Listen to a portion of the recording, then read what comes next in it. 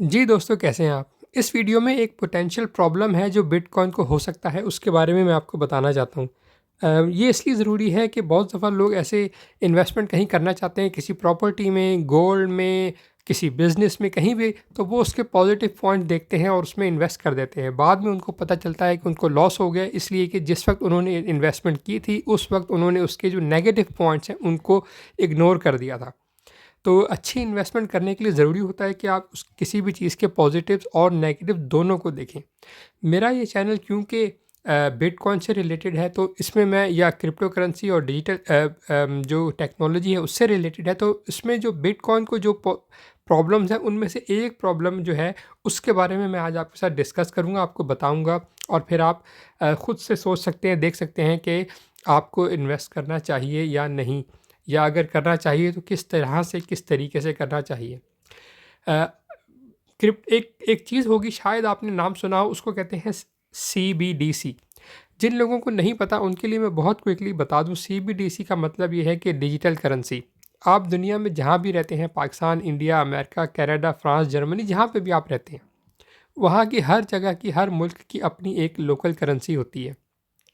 India Pakistan में rupees चलते हैं, अमेरिका में, ऑस्ट्रेलिया में, न्यूजीलैंड में उनके अपने अपने डॉलर्स चलते हैं, और इसी तरह हर मुल्क की अपनी अपनी करेंसी होती है। ये करेंसी हम नॉर्मली या तो बैंक में रखते हैं, नोट्स की शक्ल में, या अपने पास रखते हैं। नोट्स होते हैं, हमारे पास सिक्के होते हैं, कॉइन्स होते हैं, जो कुछ भी होता है।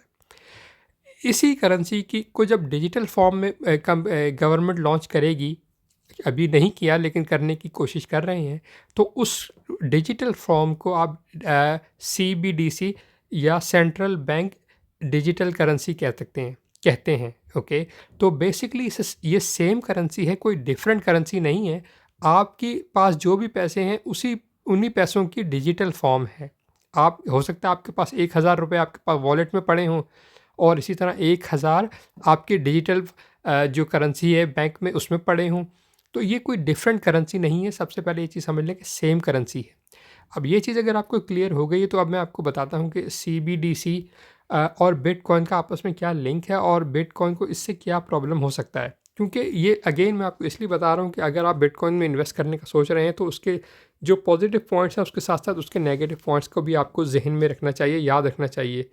अब नेगेटिव पॉइंट्स CBDC को इसलिए समझा जाता है बिटकॉइन के लिए, वो ये कि अ, इस वक्त जो भी ट्रांजैक्शन बिटकॉइन करता है वो इसलिए सक्सेसफुल है, बहुत ज़्यादा। उसकी दो तीन वजहें, एक तो ये कि वो बहुत आसान है, उसकी वैल्यू जो है दुनिया में हर जगह पे एक जैसी रहती है, और वो जो जो उसको ट्रांसफ़र करना, उसमें ट्रांजैक्शन करना मुश्किल नहीं है।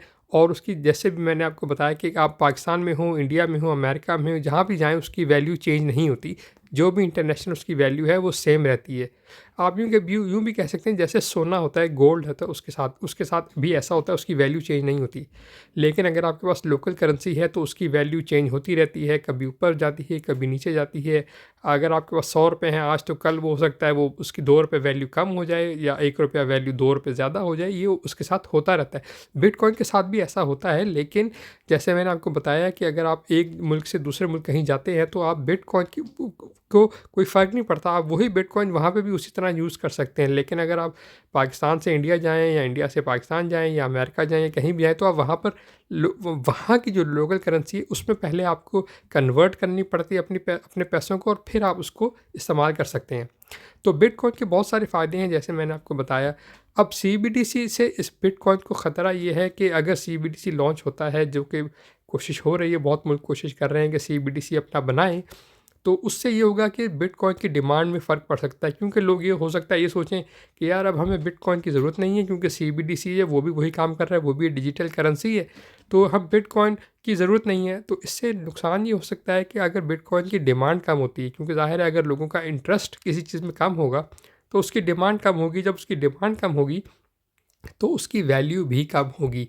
ये है वो इम्पोर्टेंट पॉइंट जो आपको समझने की, याद रखने की ज़रूरत है, कि अगर आप किसी चीज़ में इन्वेस्ट करना चाहते हैं, तो आपको पता होना चाहिए कि क्या चीज़ें हैं जो उसको उसको नेगेटिवली इम्पैक्ट या अफेक्ट कर सकती हैं।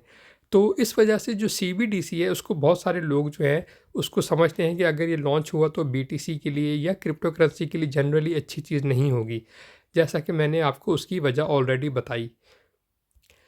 लेकिन बिटकॉइन के इसके अलावा कुछ और अपने भी फ़ायदे हैं जो सीबीडीसी में नहीं है। जैसे कि सीबीडीसी जो है या जो जो गवर्नमेंट बैक डिजिटल करेंसी है, उसके ऊपर गवर्नमेंट का फुल कंट्रोल होगा। यानी बिल्कुल जैसे कि बैंक अकाउंट, आपका जो बैंक अकाउंट है उसमें आपके पैसे पड़े होते हैं, लेकिन कंट्रोल बैंक अकाउंट ही करता है।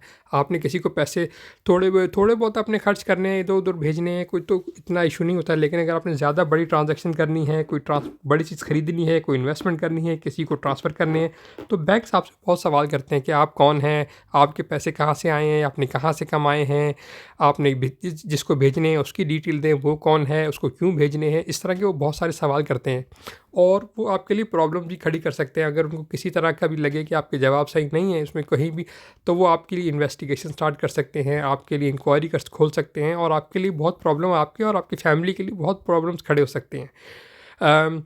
और यहाँ तक कि वो आपका अकाउंट बंद भी कर सकते हैं। तो ये सीबीडीसी जो है, जो बिटकॉइन है, सॉरी, बिटकॉइन में ये सब नहीं होता है, क्योंकि बिटकॉइन में ट्रांजैक्शन डायरेक्ट होती है। अगर मुझे आपसे कुछ चीज़ खरीदनी है, मैं आपको डायरेक्ट बिटकॉइन भेज सकता हूँ। इसमें किसी बैंक का या किसी गवर्नमेंट का कंट्रोल नहीं होता।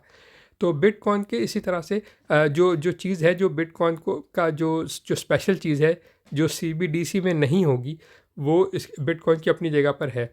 इसलिए मैंने आपको जो बताया था शुरू में कि किसी भी चीज़ के पॉजिटिव्स और नेगेटिव दोनों को देखना चाहिए डिसीजन लेने से पहले। इस सीबीडीसी के लॉन्च होने के बाद जब असल में तो क्या होगा हम अभी नहीं बता सकते। हो सकता है बीटीसी को या क्रिप्टो करेंसीज को फ़ायदा हो। फ़ायदा ये हो सकता है कि लोग सोचेंगे यार ये डिजिटल करेंसी तो बहुत काम की चीज़ है, और उससे जो जनरली जो जितनी और दूसरी क्रिप्टो करेंसीज़ हैं उनमें से ख़ास तौर पे जो बड़ी हैं, लोगों का उनमें इंटरेस्ट और बढ़ जाए, तो उससे क्रिप्टो करेंसी को फ़ायदा हो सकता है। लेकिन जैसे मैंने बताया कि फ़ायदा और नुकसान दोनों चीज़ों को देखना पड़ता है। जब सीबीडीसी लॉन्च हो जाएगा, फिर वो उससे क्या होता है, क्या नहीं होता, ये तो वक्त बताएगा। लेकिन इस वक्त जनरली लोग समझते हैं कि सीबीडीसी जो है उसके लिए, उससे बिटकॉइन को तो हो सकता है कि कुछ नुकसान हो। लेकिन अगेन मैं आपको बता रहा हूँ कि मैं आपको इंफॉर्मेशन दे रहा हूँ ताकि आपको डिसीजन ले सकें। एक चीज़ और जो बिटकॉइन के अंदर है, जो सीबीडीसी में नहीं आ सकती, वो है बिटकॉइन की सप्लाई। बिटकॉइन की सप्लाई जो है 21 मिलियन पे फिक्स है। और जो सीबीडीसी की जो करेंसी है, जो गवर्नमेंट जब चाहती है, उनको जब पैसों की ज़रूरत होती है, वो जितने पैसों की ज़रूरत होती है उतने नोट को छाप लेते हैं। उससे आपके जो पैसा है, मेरा जो पैसा है, जो नोट है हमारे पास, जो हमारी जो दौलत है, जो ज़्यादा है कम है जितनी भी है, उसकी वैल्यू कम और कम हो जाती है। जब भी किसी भी दुनिया में कहीं पे भी डॉलर, अमेरिका में डॉलर्स प्रिंट होते हैं या पाकिस्तान इंडिया में रुपीस प्रिंट होते हैं, तो आपकी जो रुपीज़ है उसकी वैल्यू कम होती है, क्योंकि मार्केट में वो जितने ज़्यादा आते जाते हैं उसकी वैल्यू जो है वो कम होती जाती है। ये इकोनॉमिक का सिंपल रूल है। लेकिन बिटकॉइन जो है उसकी वैल्यू, उसकी जो सप्लाई है वो बिल्कुल फ़िक्स है। वो 21 मिलियन पे फ़िक्स है, वो उससे ज़्यादा कभी नहीं होगी। तो ये भी बिटकॉइन का एक बड़ा एडवांटेज है जो सीबीडीसी में कभी नहीं होगा। लेकिन अगेन सीबीडीसी के आ जाने के बाद क्या क्या होगा, क्या नहीं होगा, ये वक्त बताएगा। उस वक्त से पहले पहले आपको अगर इन्वेस्टमेंट करनी है या नहीं करनी, आपको बहरहाल सब चीज़ों के ऊपर आपकी नज़र होनी चाहिए, आपको पता होना चाहिए, ताकि आप अपने डिसीजन को बेहतर तरीके से ले सकें। तो बस दोस्तों, ये वीडियो यहीं तक। उम्मीद है आपको पसंद आई होगी। अगर आई है तो एक लाइक, और अगर आप इसी तरह के वीडियो ज़रूर दोबारा भी देखना चाहते हैं तो चैनल को सब्सक्राइब ज़रूर कर दें। इस वीडियो को बस मैं यहीं तक रखता हूँ, ख़त्म करता हूँ। देखने का शुक्रिया।